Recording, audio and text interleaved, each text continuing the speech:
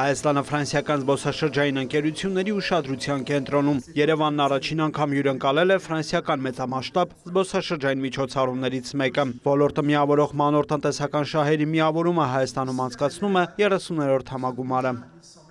Շնորհակալություն Հայաստան ջերմ հյուրընկալության համար, շատերը առաջին անգամ են բացահայտում այս հրաշալի երկիրը։ Հուզված եմ, քանի որ համագումարն անցկացվում է իմ նախնիների երկրում։ Հայաստանն ու Ֆրանսիան եղբայրական երկրներ են, ունեն ամուր բարեկամական կապեր։ Հայաստանը մշակութային գանձարան է իր երգերով, պարերով, սրբավայրերով, խոհանոցով եւ իհարկե մարդկանցով։ Այստեղ օրգանական սնվելը ոչ թե ընտրություն է, այլ կենսակերպ։ Հայաստանը նաև օրհնված է իր մաքուր բնությամբ, իսկ Երևանը համարվում է աշխարհի ամենաանվտանգ քաղաքներից մեկը։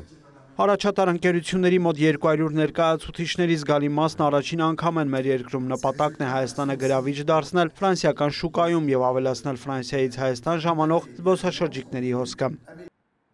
Տարեկան մոտ 30,000 ֆրանսիացի է այցելում Հայաստան։ Դա քիչ է, մենք կարող ենք ավելին անել։ Մեր նպատակն է մանորի զարգացման հետ մեկտեղ բացահայտել Հայաստանի թաքնված գանձերը։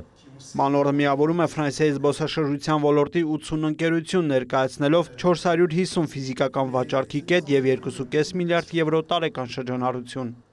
Այս բարդ տարածաշրջանում Հայաստանը կայուն երկիր է, որը վստահորեն ընտրել է ժողովրդավարության ուղին։ Հայաստանը վճռական առաջընթաց է գրանցել հարևանների հետ խաղաղություն հաստատելու եւ հարաբերությունների կարգավորման ուղղությամբ, ինչը թույլ կտա կրկին դառնալ Եվրոպայի եւ Ասիայի խաչմերուկ։ Ֆրանսիան Հայաստանի զբոսաշրջային աճապահովող երկրների տասնյակում է, նախորդ տարի այդ երկրից այցելությունների թիվը կազմել է 29688, իսկ այս տարվա 8 ամսում արդեն 24500, երկու երկրի միջև կաչիրացված հսկայական ներուժ ընդգծում է էկոնոմիկայի նախարարը։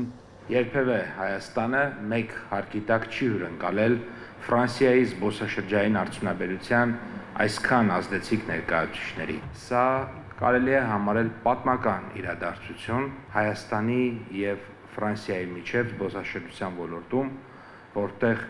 կարևոր ազդակ է այն մեր երկրների միջև նոր համագործակցության էջ բացելու համար։ Նախարարի խոսքով զբոսաշրջության զարգացման կարևոր պայման է նաև ավիացիոն կապերի ընդլայնումը։ Այսօր արդեն ունենք ուղիղ չվերթներ Փարիզ, Լիոն, Մարսել։ Սա լուրջ ձեռք բերում է, բայց ոչ վերջնական նպատակ։ Մենք ձգտում ենք ընդլայնել այդ ցանցը, ստեղծելով ավելի հարմար պայմաններ զբոսաշրջիկների, ներդրողների եւ գործարարների համար։ Համագումարի մասնակիցները մի քանի օր կբացահայտեն Հայաստանը եւ կփորձեն գործարար կապեր հաստատել հայ գործընկերների հետ։ Վրեր Մկրտչյան, Արամ Հարությունյան, լուրեր։